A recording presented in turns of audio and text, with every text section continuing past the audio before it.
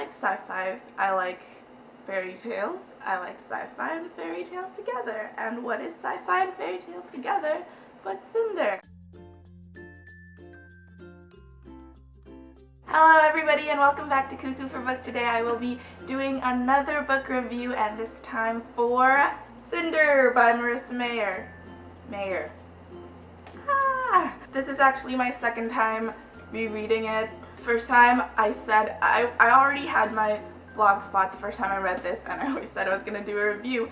Guess what? I never did a review because I'm lazy like that. So I decided that I would reread it and maybe do a review this time, which I am. Not so lazy anymore. Ha!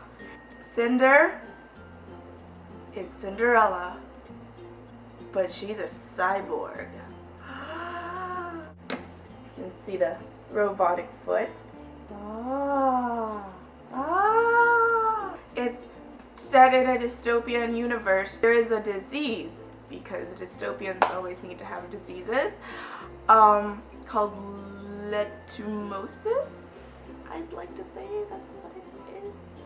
And it's a plague, and another side plot is that they're looking for the cure, and this thing called the cyborg draft, where cyborgs are drafted in search of a cure, because in this world cyborgs aren't treated like humans and they think they're more dispensable than humans, so they're the little guinea pigs that the doctors poke at.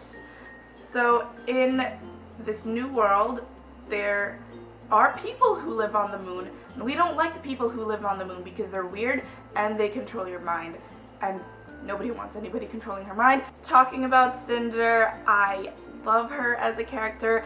I did not read this book for the longest time. I didn't buy it. I've seen it on shelves for the longest time, and I didn't want to buy it because I thought, how human is she gonna make this cyborg? It turns out Cinder is very human. I love her. I love her sense of humor. She just doesn't care what other people think, and she's badass at mechanical things, and she doesn't want to be one of those girls fangirling over the prince and go to the ball to dance with her prince and, you know, be a princess. She goes to save the universe, and if that's not the most noble Cinderella you've ever heard of, then I don't know who is.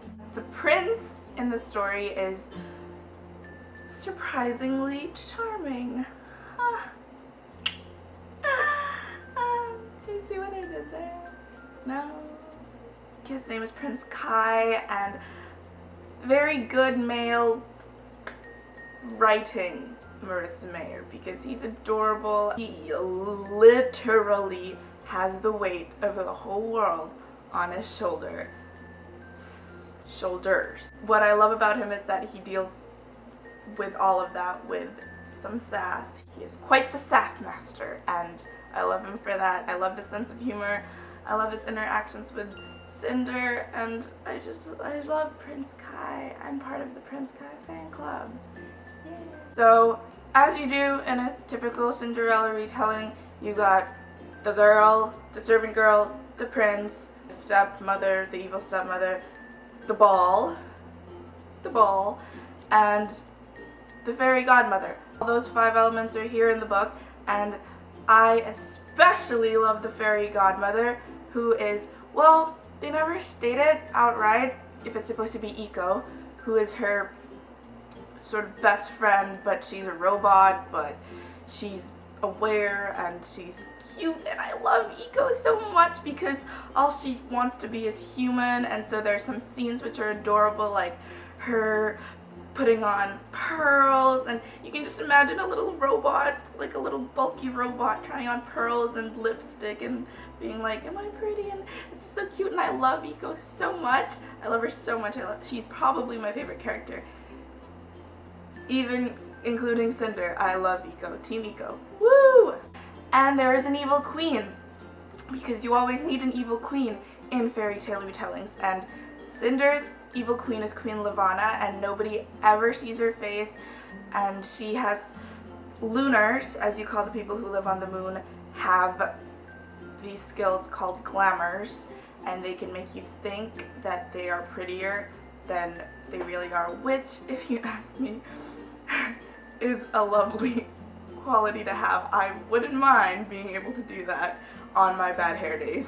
So Queen Levana is trying to take over the earth, and it's like your typical fairy tale retellings on a much bigger scale, galaxy-wise.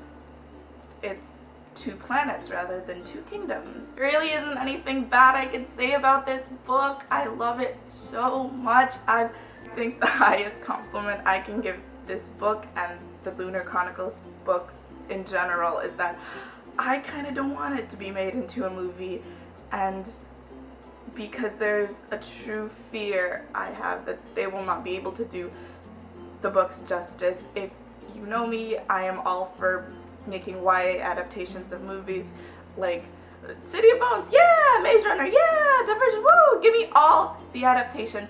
I don't really care if they don't stick to the book. I mean, I love the Hunger Games books, the Divergent, everything that's been made.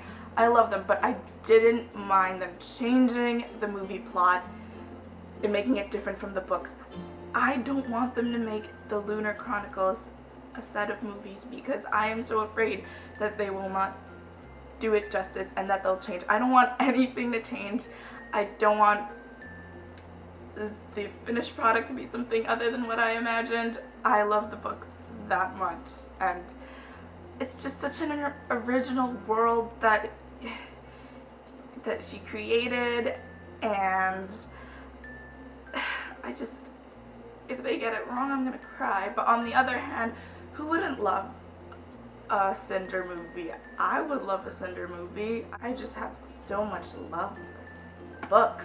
That is it for my Cuckoo for Books review. Don't forget to subscribe and follow me on all the things that I said to follow me on, and I will see you guys next time. Bye! What a weird bye! Bye!